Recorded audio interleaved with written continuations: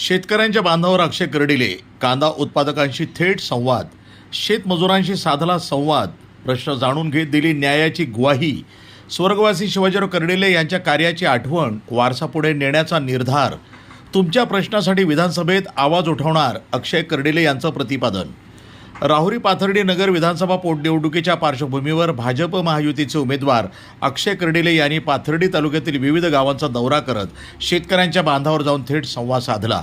कांदा उत्पादक शेतकऱ्यांच्या शेतात भेटी देत त्यांनी त्यांच्या अडचणी जाणून घेतल्या. तसंच कांदा काढणीसाठी काम करणाऱ्या शेतमजुरांशी चर्चा केली.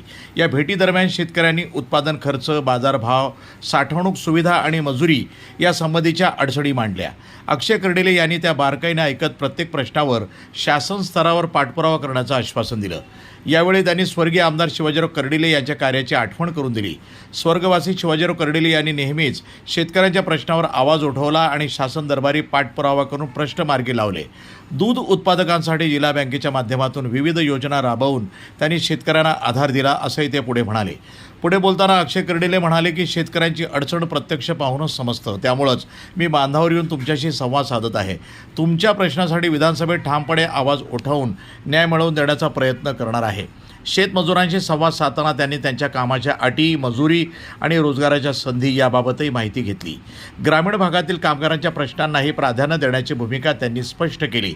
या भेटीमुळे शेतकरी आणि शेतमजुरांमध्ये समाधानाचं वातावरण निर्माण झालं असून उमेदवार थेट बांधावर येऊन संवाद साधत असल्यामुळं सकारात्मक प्रतिसाद मिळत असल्याचं चित्र दिसून आलं.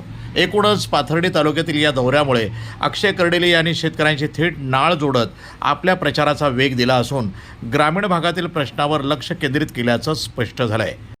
कर्डिले साहेबांनी आमचे सगळे कुपनाचे कामं केले, डोलचे कामं केले. आमचे जे जे गरजी होते ते संपूर्ण केले.